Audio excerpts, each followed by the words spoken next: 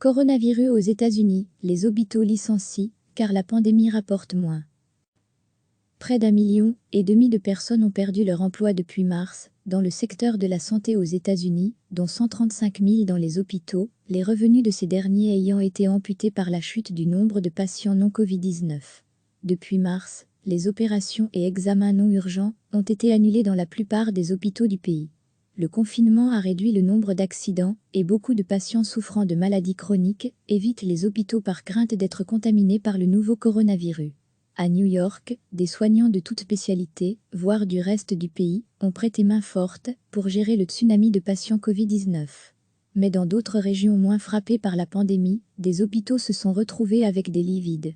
À Miami, les urgences de l'hôpital pour enfants n'accueillent plus qu'une centaine de personnes par 24 heures, au lieu du double auparavant.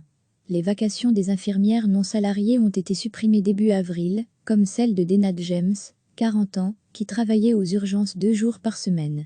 Dans le sud de la Floride, il n'y a pas assez de patients, l'hôpital n'a pas les moyens de payer tout le personnel qui n'a rien à faire, raconte l'infirmière Alaf.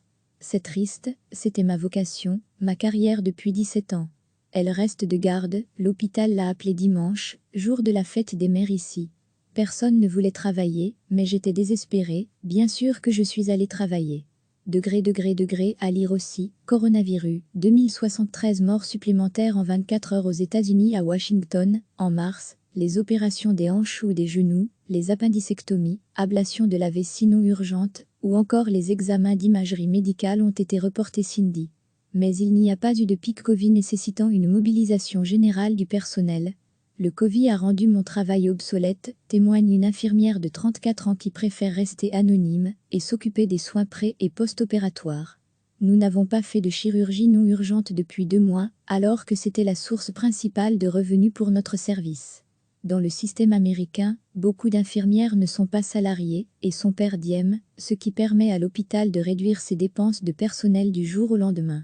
L'infirmière de Washington ne travaille plus que 9 heures par semaine, contre 36 auparavant. Le système de santé américain est financé et enrichit beaucoup de monde en prodiguant des examens et des opérations non urgentes très chères et en construisant des hôpitaux géants sur la base de ce modèle économique, dit à l'AF le professeur Howard Markel, directeur du Centre d'histoire de la médecine à l'Université du Michigan, qui a elle-même annoncé qu'elle ne paierait pas les cotisations retraite de ses salariés pour l'année à venir, en raison de la chute de recettes dans son centre médical. Les assurances maladie, privées comme publiques, paient quand on met un tube dans quelqu'un, pas quand on leur parle, dit Howard Markel, pour schématiser un système qui incite à l'inflation. Puisqu'il n'y a pas de payeur unique, un rôle joué par l'État ailleurs, les prix ne sont pas plafonnés et dépendent du rapport de force entre hôpitaux et assureurs. La Fédération américaine des hôpitaux estime les pertes à 200 milliards de dollars pour la période mars-juin. Elle prévoit que les remboursements pour les patients Covid et l'enveloppe de 100 milliards votée par le Congrès seront insuffisants pour couvrir leurs coûts réels, qui peuvent dépasser 80 000 dollars par patient en cas de réanimation avec respirateur, selon la Kaiser Family Foundation. À lire aussi toutes les infos sur l'épidémie de coronavirus en Belgique et dans le monde au-delà des hôpitaux. Une partie du système médical a complètement fermé pendant le confinement. Les cabinets de dentistes ont perdu 500 000 emplois en un mois, selon les statistiques du gouvernement. Même catastrophe pour les podologues, les ophtalmologues, les kinésithérapeutes, même à New York, les pneumologues ont fermé leurs cabinets.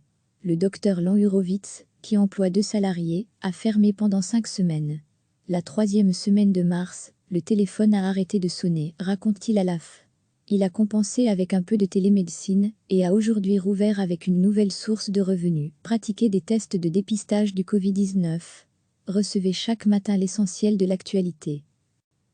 Près d'1,5 million de personnes ont perdu leur emploi depuis mars, dans le secteur de la santé aux États-Unis, dont 135 000 dans les hôpitaux, les revenus de ces derniers ayant été amputés par la chute du nombre de patients non Covid-19.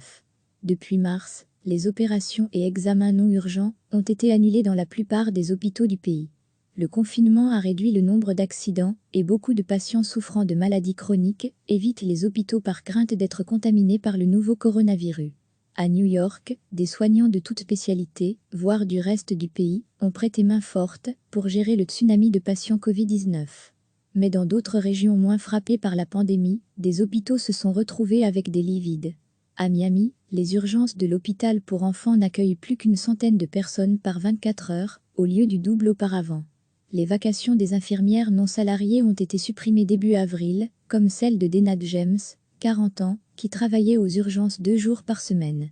Dans le sud de la Floride, il n'y a pas assez de patients, l'hôpital n'a pas les moyens de payer tout le personnel qui n'a rien à faire, raconte l'infirmière à l'AF. C'est triste, c'était ma vocation, ma carrière depuis 17 ans. Elle reste de garde, l'hôpital l'a appelé dimanche, jour de la fête des mères ici. Personne ne voulait travailler, mais j'étais désespérée, bien sûr que je suis allée travailler. À lire aussi, coronavirus, 2073 morts supplémentaires en 24 heures aux États-Unis. À Washington, en mars, les opérations des hanches ou des genoux, les appendicectomies, ablation de la vessie non urgente, ou encore les examens d'imagerie médicale ont été reportés. Cindy. Mais il n'y a pas eu de pic Covid nécessitant une mobilisation générale du personnel. Le Covid a rendu mon travail obsolète, témoigne une infirmière de 34 ans qui préfère rester anonyme et s'occuper des soins pré- et post-opératoires. Nous n'avons pas fait de chirurgie non urgente depuis 2 mois, alors que c'était la source principale de revenus pour notre service. Dans le système américain, beaucoup d'infirmières ne sont pas salariées et sont per diem, ce qui permet à l'hôpital de réduire ses dépenses de personnel du jour au lendemain. L'infirmière de Washington ne travaille plus que 9 heures par semaine, contre 36 auparavant. Le système de santé américain est financé et enrichit beaucoup de monde en prodiguant des examens et des opérations non urgentes très chères et en construisant des hôpitaux géants sur la base de ce modèle économique, dit à l'AF le professeur Howard Markel, directeur du Centre d'histoire de la médecine à l'Université du Michigan, qui a elle-même annoncé qu'elle ne paierait pas les cotisations retraite de ses salariés pour l'année à venir, en raison de la chute de recettes dans son centre médical. Les assurances maladie, privées comme publiques, paient quand on met un tube dans quelqu'un, pas quand on leur parle, dit Howard Markel, pour schématiser un système qui incite à l'inflation. Puisqu'il n'y a pas de payeur unique, un rôle joué par l'État ailleurs, les prix ne sont pas plafonnés et dépendent du rapport de force entre hôpitaux et assureurs. La Fédération américaine des hôpitaux estime les pertes à 200 milliards de dollars pour la période mars-juin. Elle prévoit que les remboursements pour les patients Covid et l'enveloppe de 100 milliards votée par le Congrès seront insuffisants pour couvrir leurs coûts réels, qui peuvent dépasser 80 000 dollars par patient en cas de réanimation avec respirateur, selon la Kaiser Family Foundation. À lire aussi toutes les infos sur l'épidémie de coronavirus en Belgique et dans le monde au-delà des hôpitaux. Une partie du système médical a complètement fermé pendant le confinement. Les cabinets de dentistes ont perdu 500 000 emplois en un mois, selon les statistiques du gouvernement. Même catastrophe pour les podologues, les ophtalmologues, les kinésithérapeutes, même à New York, les pneumologues ont fermé leurs cabinets. Le docteur Lan Hurowitz, qui emploie 2 salariés, a fermé pendant 5 semaines. La 3e semaine de mars, le téléphone a arrêté de sonner, raconte-t-il à l'AF. Il a compensé avec un peu de télémédecine et a aujourd'hui rouvert avec une nouvelle source de revenus, pratiquer des tests de dépistage du Covid-19. Cliquez sur s'abonner pour recevoir les dernières nouvelles.